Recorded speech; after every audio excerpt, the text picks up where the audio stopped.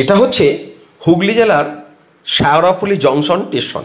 এই স্টেশনে নেবেই এখান থেকে গঙ্গায় জল তুলে আপনাদের যেতে হবে সেই হুগলির তারকেশ্বর বাবার ধামে, জয় বাবা ভোলানাথের কাছে। এখানে যাবেন কিভাবে না, এই শেওড়াফুলি স্টেশনের উপরে মানে স্টেশনেতে যে মেন টিকিট কাউন্টার আছে, সেই টিকিট কাউন্টারের দিক থেকে ব্যান্ডেলের দিকে যাওয়ার জন্য যে রেলগেট পাবেন, সেই রেলগেট টপকে 100 মিটার যাওয়ার পর বাম দিকে দেখবেন একটা গলি ঢুকে যাচ্ছে। সেই দোকান চিরে যে রাস্তাটা চলে গেছে, সেই বাম দিকে রাস্তাটা ধরবেন, ধরলেই আস্তে আস্তে আপনারা গঙ্গার ঘাটের দিকে এগিয়ে যাবেন। গিয়ে কিন্তু আপনারা অসংখ্য দোকান দেখতে পাবেন।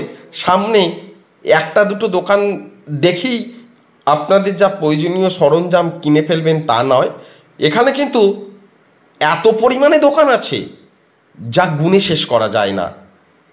এখানে কেউ কিনছেন বাঁক, কেউ জলের বোতল জল নিয়ে যাওয়ার জন্য, কেউ বাঁক সাজাচ্ছেন, কেউ নিচ্ছেন ড্রেস, মাথায় বাঁধছেন বাবা তারকনাথের নামে ফেটটি।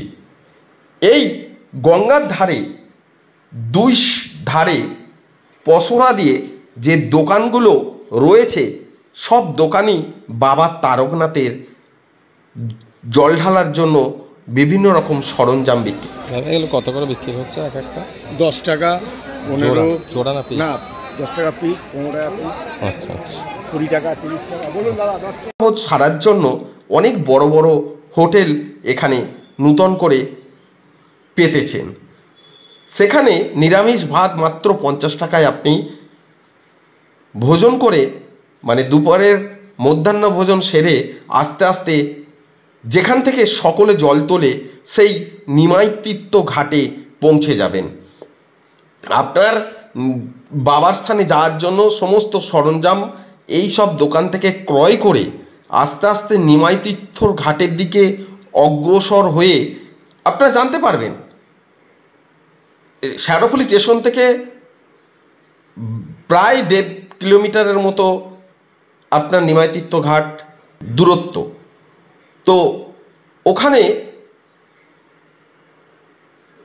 বেশিরভাগ জলযাত্রী ওই নিমাই তীর্থ ঘাট থেকেই জল সংগ্রহ করে বাবা তারকনাথের মাথায় জল ঢালার জন্য রওনা দেন।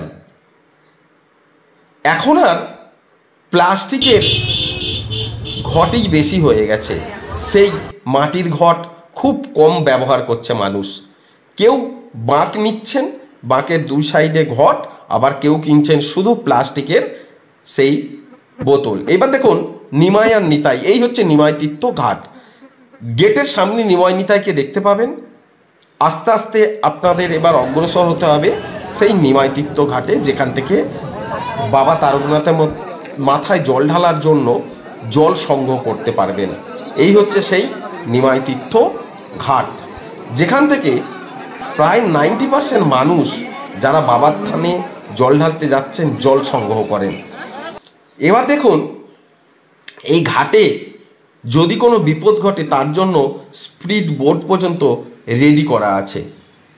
কেউ এমনই মানত করেছেন, শুধু ছোটোখাটো ঘট নয়, দেখুন বড় বড় ঘোড়া নিয়ে কিভাবে এই ঘাট থেকে জল তুলে বাঁকের দুই সাইডে দুটো ঘোড়ার জল ভর্তি করে নিয়ে বাবার স্থানে যাচ্ছে। দেখুন হাঁটাটা খুব সহজ ব্যাপার নয়, একমাত্র বাবার কৃপা থাকলেই এটা হবে। তাই সকলে শেওড়াফুলি স্টেশন থেকে নেমে সোজা নিমাই তীর্থর ঘাটে এসে এখান থেকে জল তুলে আপনারা তারকেশ্বরের উদ্দেশ্যে পদব্রজে রওনা দেবেন। এখান থেকেই জল তুলে জলযাত্রীরা বাবার মাথায় জল ঢালার জন্য রওনা দেন। এবার দেখুন ওই যে বড় বড় ঘোড়া, একটা বাঁকের দুই সাইডে এইভাবে ঘোড়ায় জল নিয়ে এই ভাই বাবার ধামে পায়ে হেঁটে উনি সারা রাত ধরে যাবেন। বাবার কতটা মহিমা থাকলে এই বোম বোম তারকনাথ, জয় বাবা ভোলানাথ, তুমি এদের কৃপা করো, এরা যেন সুস্থভাবে বাবা স্থানে পৌঁছাতে পারে।